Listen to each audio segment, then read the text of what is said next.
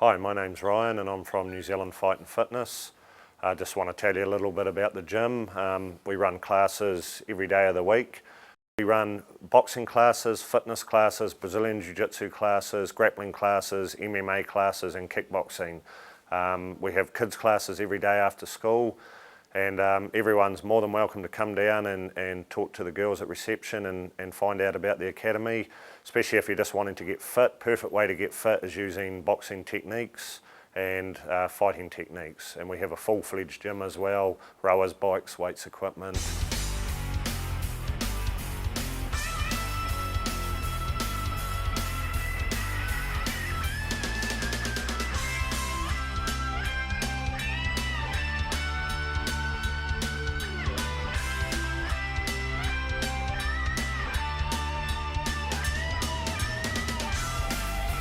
Yeah, mixed martial arts is a form of different styles all forming together as one.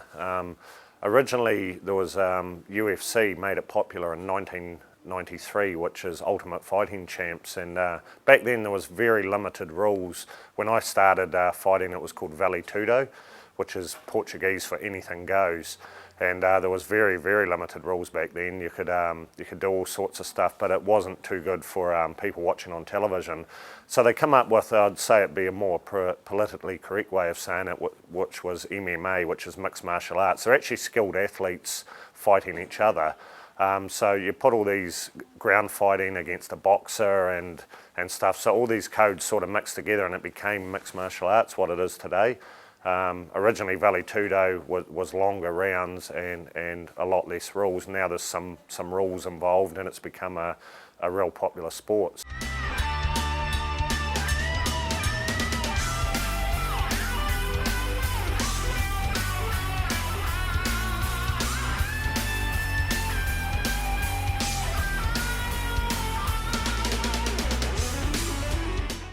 Yeah, MMA competitions are happening more and more regularly now. When I was fighting, when I did, like I say, it was called Vale Tudo back then, there was very, very few tournaments. I remember waiting a whole year to try and get a fight at one stage. So that's when I went back and started boxing again, because I could pick up boxing matches every couple of 3 weeks, whereas when I did a MMA fight and then a fight would fall through and then you'd get one 6 months later and you'd train for it, just because the popularity was just growing at that stage.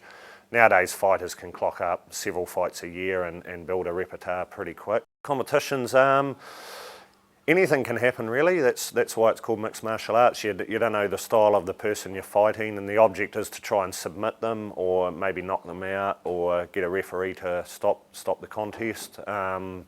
Yeah, so it's actually set in a cage. Some of them are done in rings, but the problem with a ring is you can actually fall or roll out of the ring because the fighting's up on the ground.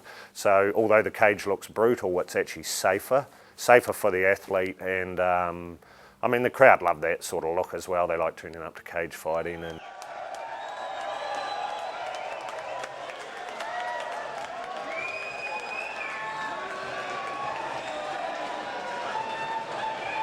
very technical actually. There's counters for every move, so two skilled guys that know what they're doing. If someone's trying to put a move on them, like maybe trying to submit them around the neck or put an arm lock on or a leg lock or something, if the person knows the counter, it becomes a game of chess, and it's just trying to exploit the weakness of the other athlete and just try and pick your moment, and if it goes well, you come out on top.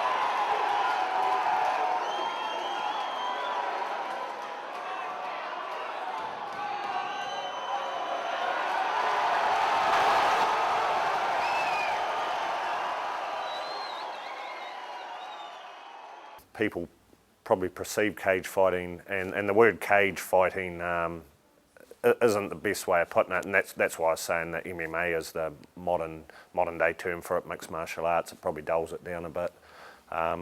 It's just a great sport to get into really.